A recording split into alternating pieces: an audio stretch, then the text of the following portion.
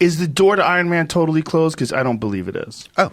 You guys can go through time now. You can go. You already opened up that door. Well, let me ask you the question. If I pick the jersey back up and put it on, wouldn't you feel a little bit like, oh, no. crap? No. Oh. Here's what I think. All right. They go through a few semi-lackluster Avengers movies without you. You ready for this? I'm ready. Here's the scene. There's a moment where the world's fate is at stake, and they realize they need a super genius. And then they figure out how to restart that time machine. Great. Come on, man. Is that the audience sees you when you step out of that thing? Is this your? And you want a little arc on it too? Because if this is your idea, then you got to show up for it too. I'll do it. I'll show up. What do I have to do? I don't know. I'll do whatever I have to do. We all have to do whatever Kevin Feige I'll hold said. the thing. I'll hold the clap thing. Do they still have that? Clap. They do. They do. It's digital. I'll hold that digital thing. I'll do it. But the way people would freak out if you came back, come on, man. Think about it. Take a few years off. Do a few Dr. Doolittles, a couple more Sherlock Holmes. You know, it's interesting watching Eddie Murphy in this last little period of time.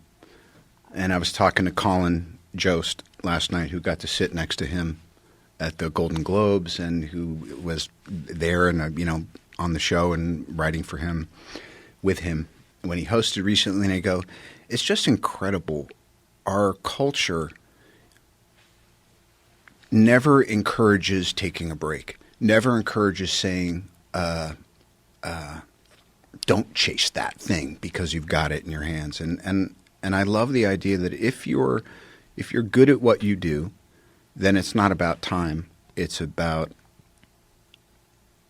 it doesn't matter when you decide to pick up the mantle again. It's just about, but it's scary, isn't it? Could you imagine? Like if they just say, hey, Joe, just don't do the show for 4 years and then come back and do it again. You'd be like, that's a lifetime. Who knows what's going to happen?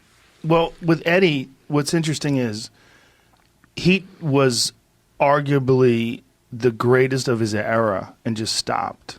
Yeah. Just stopped for 30 years. And no one does that. No one who's that good. And then when you see him, I don't know if you ever saw him, he received some award and he was on a panel, and sitting in front of a podium rather, and he was talking about Bill Cosby, and he was doing this routine about them taking away Bill Cosby's awards. Oh, gosh. And it was fucking brilliant. And the timing was so good, and all of us, comics were just sitting there going, he could do it tomorrow. He could just get up there tomorrow and he'd be fucking murdering. Yes.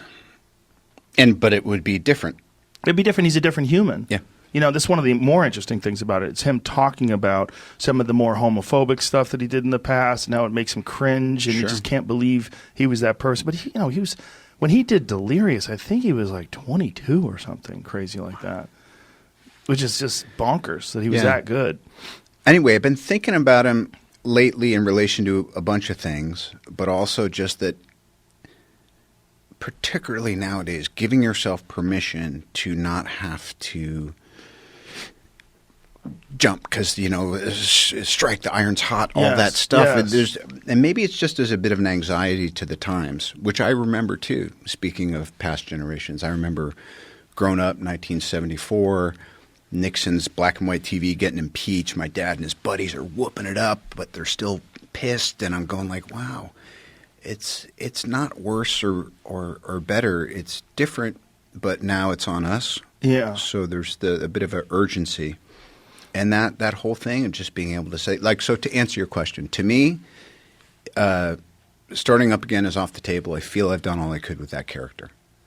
There would have to be a super compelling argument and a series of events that made it obvious to it. But the other thing is, I want to do other stuff. Right, of course. Yeah, of course.